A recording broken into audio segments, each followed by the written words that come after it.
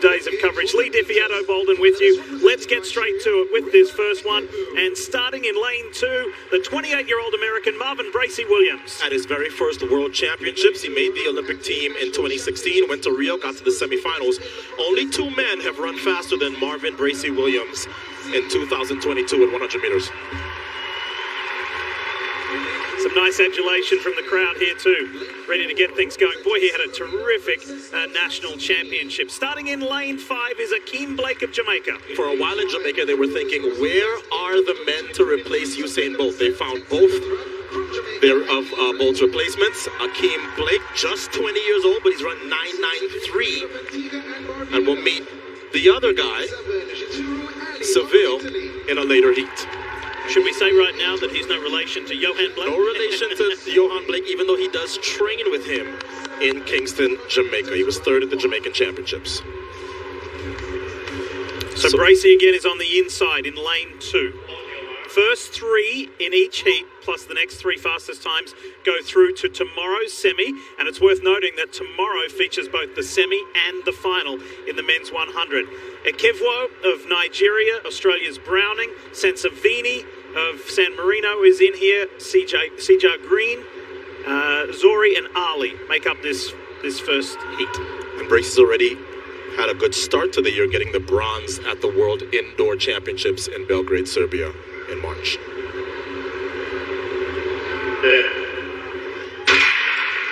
First of 7 heats, let's go. Who gets away to the good start? Blake got out nicely. Look at Bracey Williams. Bracey Williams, second from the right. He's going to win this first heat and backs off well before the line. 10.05 for Marvin Bracey Williams, Akeem Blake, and Ekevwo of Nigeria. The wind has been very still in the stadium and continues that way. No real wind, 10.05. Seemed like a very easy effort for Marvin Bracey Williams. He's been starting well before the line, didn't we? Yeah, he's been starting well. That's how he got that bronze in the 60 meters indoor in March. But as I said at the U.S. Championships, he's in a nice kind of rhythm. He's in a 9.8 rhythm.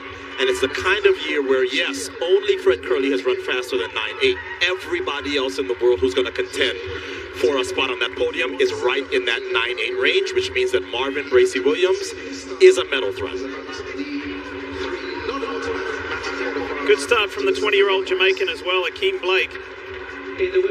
Got out of the blocks pretty effectively. Yep. Here's a slow-mo look at heat 1 of 7. You'll see Bracey second from the right. He got away well. And then continued to push. And then, as you said, backed off just before the line. Still ran officially 10.05. 10.04 officially, excuse me. Or was it 05? 10.05 officially, thank you. But yeah, lots left in the tank for Bracey. I think I'm a little surprised that Blake didn't run better, but remember, he's 20 years old. This is bright lights, big stadium, first time on the World Championship stage. Bracey's in his first World Championships as well, but he's a seasoned veteran. The wind minus 0.1. So ran 9.85 at the Nationals, ran 10.05 here tonight, Lewis Johnson, to get through to tomorrow's semi-final. Yes, he did, Lee, and paying close attention to those replays. Marvin, you were watching, looking at it, what did you see? Nice, easy. 10-0, win the heat, get a good lane for tomorrow, and you're ready to execute. How much more do you think is left in your legs and your body in performance? Yeah, just wait and see. Okay. What was it like to get the cheers from the home crowd? I saw a smile come over your face there behind the blocks. Yeah, I was trying to hold it in, but man, it's definitely nice to, finally have the crowd on our side, and at home. So, that was special. That was special. All right, see you in the semis tomorrow. Thank you. Keeping everybody in Orlando, Florida happy. Marvin Bracey Williams, his teammate in Team USA, the Olympic silver medalist and national champ, Fred Kerley. He's up next, and he's ready. World Championships, the first ever on US soil, feature the Olympic gold medalist from Tokyo. That's Italy's Marcel Jacobs. He is here and will be running shortly. That's coming up, but right here, right now, is the man who chased him all the way to the line in Tokyo last year. That is Taylor, Texas's Fred Kerley. And what a year it's been for him this year. He has a 100-meter loss. That's it. He's the only man under 9.80 seconds at 100 meters. And he starts these rounds as the favorite for gold. Fred has run sub 10 seconds in all 7 of his 100-meter races this season. Yeah, he's been consistent. Here is Su Bingqian of China. Wow, did he have an amazing semifinal last year in Tokyo. That's when he ran at 9.83. Here's the problem.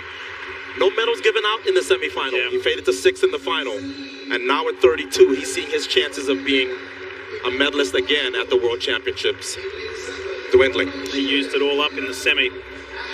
So this is heat 2 of 7 of the heats in the men's 100 meters. You better believe that Su Bingqian is going to get out of the blocks really well. He is in lane 2. Fred Kerley is in 4.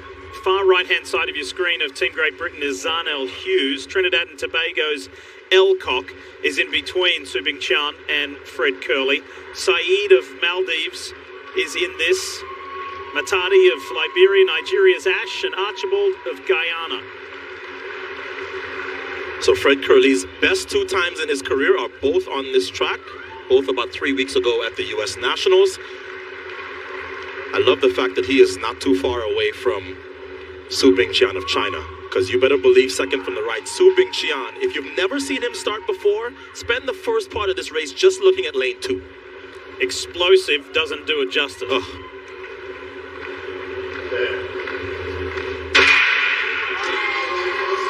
Chinese athlete gets out well, but not quite as well as Fred Kerley. Fred stands up and away he goes. The Olympic silver medalist says, I like running at home. 9.79 for Fred Kerley. Okay. Take a look at me. If that's 9.79, I think we can safely say that Fred Kerley is due for a personal best again. And he looks around as if to say, yeah, I know you guys. I know you guys got me picked, but you have no idea what's coming. Look at that look on his face. I enjoyed that. Yeah, I'm ready. Hey, you know what he just said? He said, Marcel Jacobs, did you check that out? I'm pretty sure if that's not the fastest heat ever in the World Championship history, it's got to be in the top 2.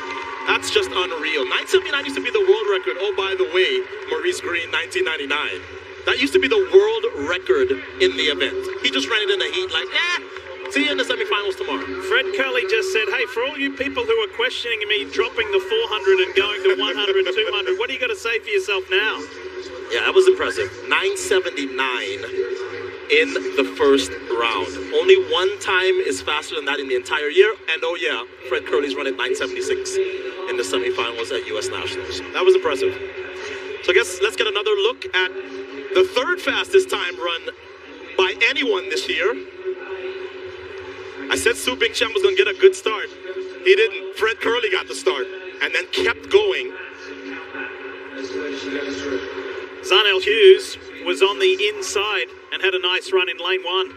Yeah, Zarnell Hughes did eventually get there, but if you're asking yourself, why would Fred Kerley do this? Why run 9.79 in the first round? You know why? Because he wants all of his competition to go to sleep tonight thinking, okay, oh boy, he just ran a time I've never run in my life. Yeah. I have no chance against him. Not everybody's going to say that, but a lot of them are. And so it's the 2nd fastest non-final ever, 9.77 for Gatlin in Beijing. And the reason why Addo said that, he wants to put his competitors to bed uncomfortably tonight because tomorrow is the semis, Lewis, and the final for the World Championship. And we're all waiting to see that, but let's talk about what just happened. Fred, as you stood behind the blocks here on American soil for these World Championships, what were you thinking about? Get the job done on American soil. Get the job done. And in doing so, talk about the phases. We watched your start, which is excellent. Take us through the rest of the race. Well, it's all about execution from phase 1 to all the way to the end line. From the drive phase to the get up and to the finish. And speaking of the finish, you did not let up at all. 9.79 in the first round. Why run that fast? Was it important? Just the mentality of the speed you showed here. Well, I learned from the 400, you got to shock the lead in order to do it again. There you go. Thanks, Fred. We'll see you in the semis tomorrow. Yes, sir. Paul? In competition today, Fred Kerley or Ryan Krauser. As just moments ago, he steps into the ring in qualifying. He set the world record in this venue last year at the Olympic trials. The face to the Oregon franchise, the Oregon native. You know, I started my internal clock, and I think we're going to be right around 11 seconds to Fred Kerley's 9.7. My goodness, Ryan Krauser throwing over that cue just like you or I wake up and slide on our sandals or our shoes. It's just natural, it's easy, and most of the time it's pretty comfy too. He's such a generational talent. There's so much that he does well, but I think the number one thing he does is stays within himself and approaches these meets on the grandest stages with the right mindset. 73 1 1/4 is where that one is measured. He had to clear a length of 69 6 3/4. And Tom Walsh, the New Zealander, who was the bronze medalist in both Rio and in Tokyo, kind of goes over and says, well, that was pretty easy. Yeah, I think the whole field was just like, okay, what's Ryan going to throw in this opening round? How silly is this going to be? And I think somewhat of a, like, all right, let's just check this box and let's get to the final and let's produce some fireworks. Tom specifically has joined Ryan on all the last podiums. He's one of the farthest throwers in the history of the world. He was the man they were all chasing in Doha for the most of that competition as we wait to see what he throws. And another great opportunity here just for viewers at home to appreciate what this real estate has meant to this discipline. More 70-foot shot puts have been putted here than any other venue in the world. And all the circles are the same. You know, it's concrete, it's the same dimensions, the toe board is the same. This is the Hayward magic. This is what all these athletes are going to get to experience come finals. Well, maybe Fred Kerley and Ryan Krauser can go get a late dinner seating. They're both done for the day, Lee. And Paul, Trey and I were talking at the Nationals 3 weeks ago saying, are we going to see the day when Ryan Krauser throws it out of the arc, out of the sector, over the concrete strip? We might. He's getting closer. Getting very close. All right, let's get back to the track. Let's get back to men's 100 meters. This is Heat 3, and it features Team USA's Trayvon Bromell. The Olympic trials winner last year, and then he went to the Olympics and things didn't go well. But this year, only Fred Kerley has run faster at 100 meters. And this is part of a little bit of a redemption and recovery passage too, considering what went down in Tokyo last year for Trayvon Bromell when he didn't make the final. Here is Canada's Jerome Blake out of lane 8. In his very first Worlds appearance, he grew up in Jamaica and ran the 400-meter hurdles, did the high jump, and did the long jump in school, but then switched to being a sprinter in 2013. Brazil's Rodrigo do Nascimento is in lane 5, right there in the typical Brazilian blue, green, and yellow. Arthur Cisse is in this one. Camera out of lane 3. I don't think there are too many people in this field that are going to trouble Trayvon Bromell. I expect to see him get away quickly and cruise home. 27-year-old from St. Pete, Florida. 4th from the right.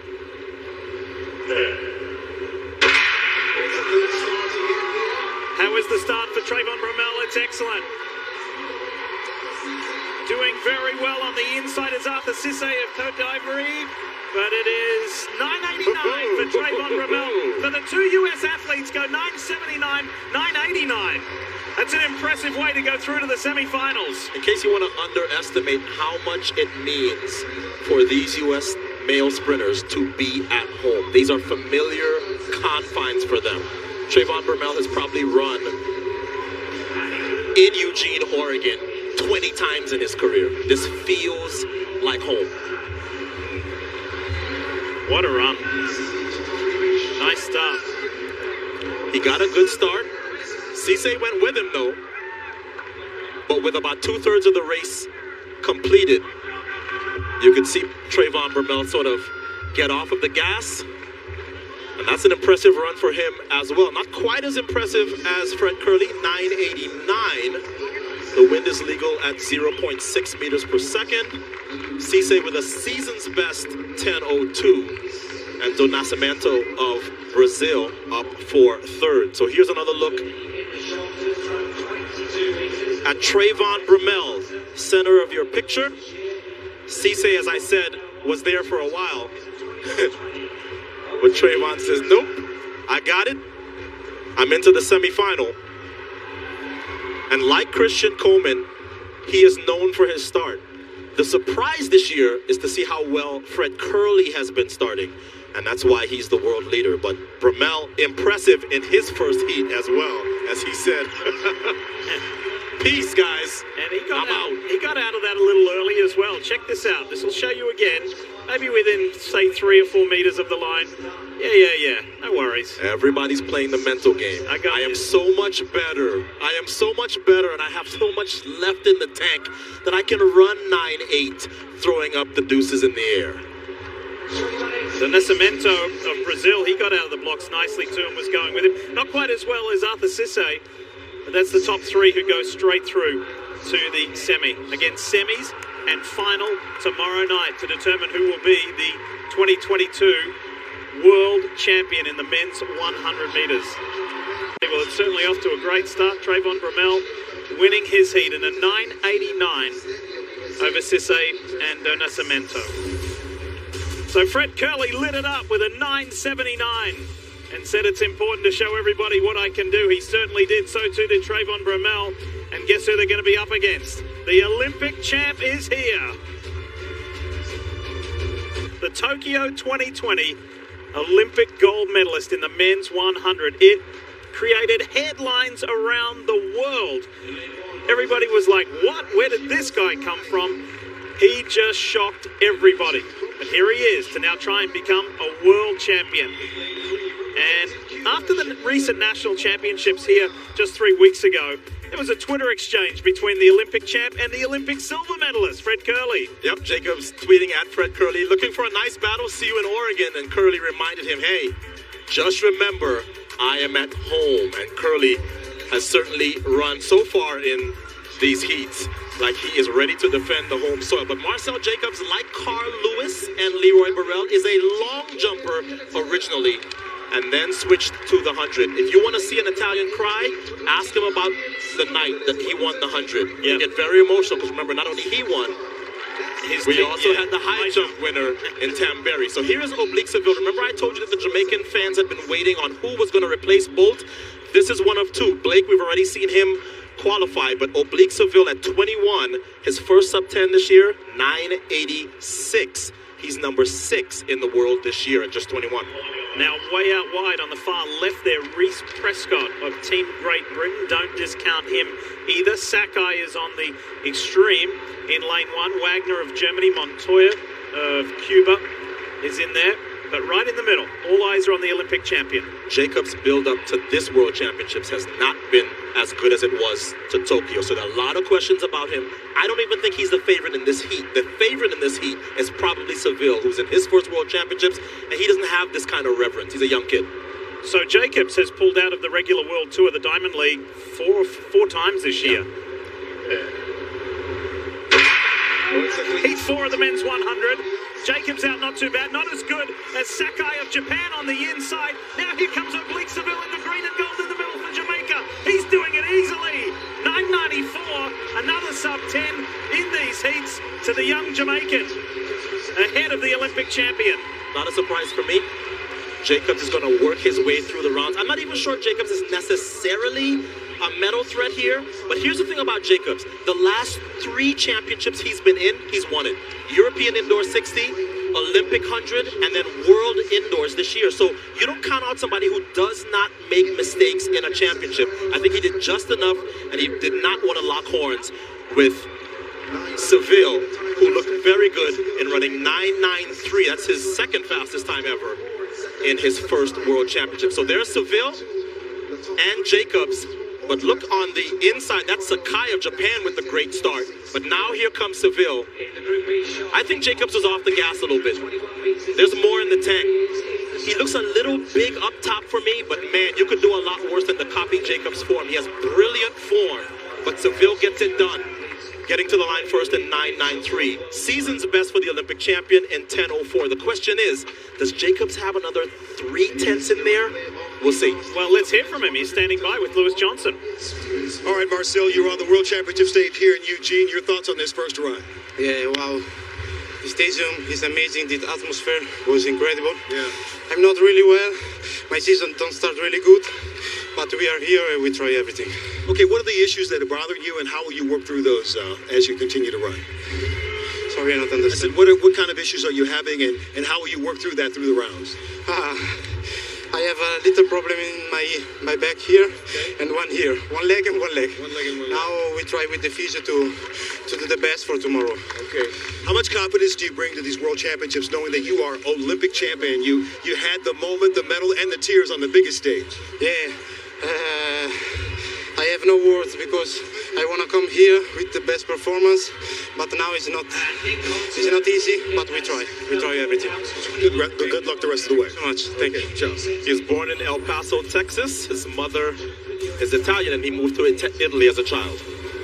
And here they are, first and second in that heat. The youngster from Jamaica. We showed the one-and-done effort by the Olympic champion Ryan Krauser. Here's the reigning world champion doing the same. Doing exactly what he needed to do, one and done over the big yellow line. This is a come and take it moment. Joe is here to defend his world title and to keep that empty space on Krauser's shelf. Back to you, Lee. Good stuff from Joe Kovacs, the defending world champion. Men's 100 Heat 5 getting ready now. Heat 5 of 7, we should say. And we've already seen some fantastic stuff tonight. 9.79 from Team USA's Fred Curley. But in this one, you should keep your eyes on lane 3.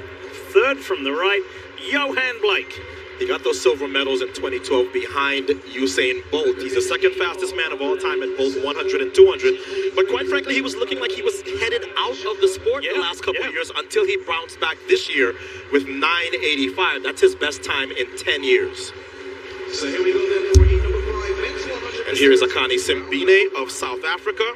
In the last two Olympics, he's been 5th and 4th, including an agonizing 0.04 seconds off of the podium last year.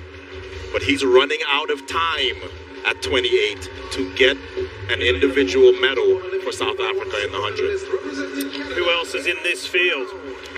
Canada's Aaron Brown is all the way over on the far right there in lane 1. Colebrook of the Bahamas is in this. Tobago of Botswana. Jake Doran of Australia. Garcia of Honduras, and Paraguay's Al Moron.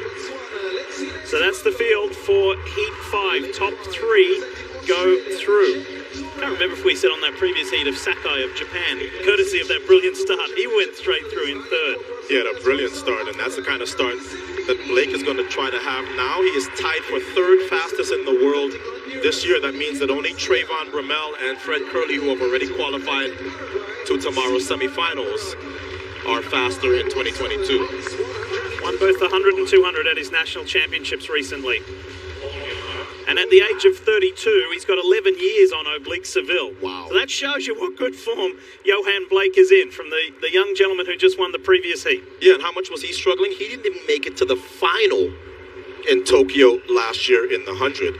And then they got 4th in the 4x1. So he left Tokyo last year in the Olympic Games with no medals whatsoever. The world champion back in 2011. Here he is running 11 years later. Heat 5 of the men's 100.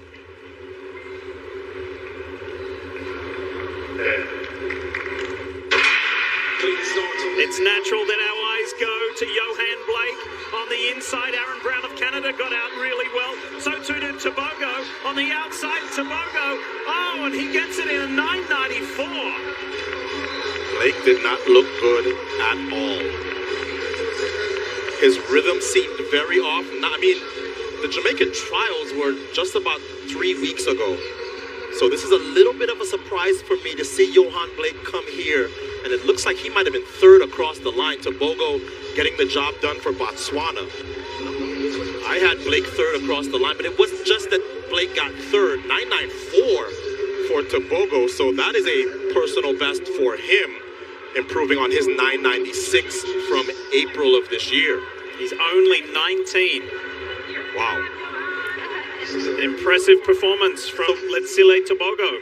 Okay, so Blake was 2nd across the line in 10.04, but it wasn't just his position. He just looked like he was laboring too hard for somebody of his experience at this stage. So that start is a little awkward. His arms are too low. See how his head's bobbing? And it continues to bob. That tells me that he's on the gas.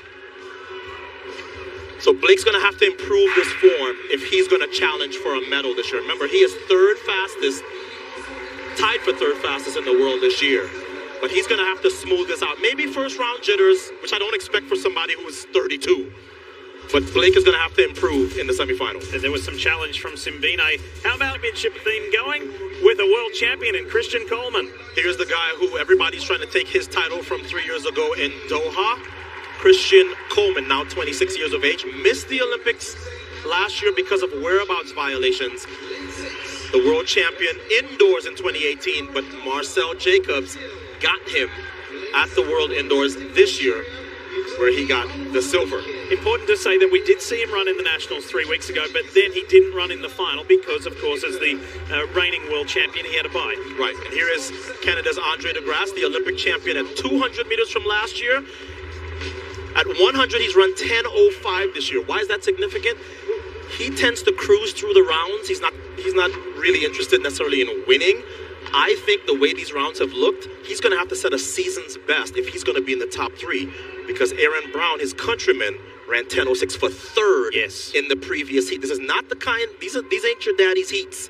You have to really run if you're going to qualify automatically out of these heats. And it's worth noting for De Grasse of Canada that he is coming back not only from COVID, but also an injury. Yes. So that adds to the pressure, it adds to the weight of trying to be in the top 3 to automatically qualify for tomorrow's semi-final. De Grasse out of 2, Coleman in 3.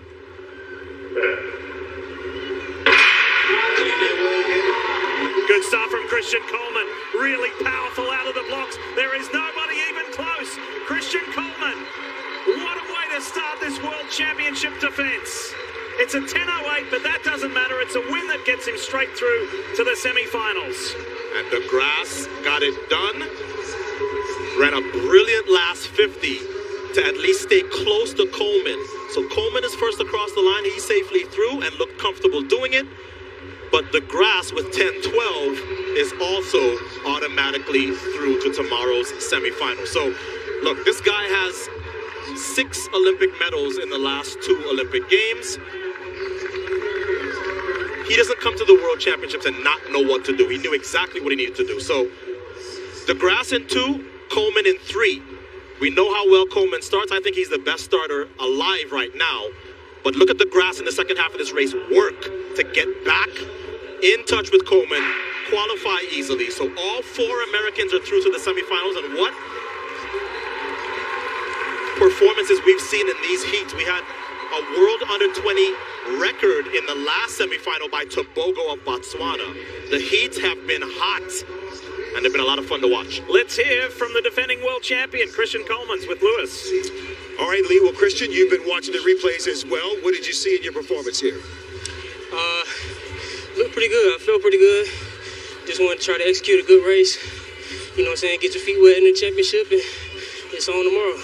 You've had all day to think about running 10 seconds. Well, what have you thought about in terms of this opportunity on American soil for the first time as the defending champion? I mean, you try not to think about it. Just sit around, watch Netflix, chill out, take your mind off of it, and when it's time to lock in, you get it done. All righty. We'll sure be locked in tomorrow for the semis. Thank you. Yep, what did he say? Get my feet wet for these World Championships. There you go. I'm through. I win my heat. All is good. But Chris, super excited about tomorrow, and Team USA is in great shape with its men performing in all heats. Marvin Bracey Williams, Trayvon Bromell, Fred Curley, Oblique Seville of Jamaica outdid the Olympic champ Marcel Jacobs. And then how about Tobogo, the 19-year-old? Won his heat. And Christian Coleman, the man with the target on his back as the defending champion, cruises across the line to win his heat. And that sets up just one more to go. A 7th and final heat that features a big talking point about these World Championships. And Addo, that is Kenya's Ferdinand Omanyala. And the reason being is he had visa issues getting into the country. He only arrived here at 4 p.m. local time, 3 hours before the 100-meter heat started. And look at his social media saying, I was born ready. I'm just off the plane. I traveled, but I made it here. Why is this significant? He is the only man to have beaten Fred Curley at 100 meters. this year. That's significant. Can I tell you a story? At yesterday's press conference, one of the journalists asked Fred Curley, do you have any comments on Omanyala, one of your key opponents? Curley said, no comment, and pushed the microphone away. Let the games begin. And here's Abdul Hakim Sani Brown. Ghanaian father and Japanese mother. He went to the University of Florida for a couple years, and he is the Japanese champion this year. 7th and final heat. Same rules apply. Top 3 go automatically through to the semis tomorrow. And the final is tomorrow night. How fast is Omanyala? Only Trayvon Bromell and Curley, who are already into the semifinals, have run faster than his 985 this year. His personal best is 977. That was the African record he set last year. Wasn't 985 what Fred won the Nationals with? I think 3 weeks ago. I think off the top of my head. Anyway, let's get to this final heat and see who makes it. That's Barty, Felipe Barty of Brazil. He's in 6.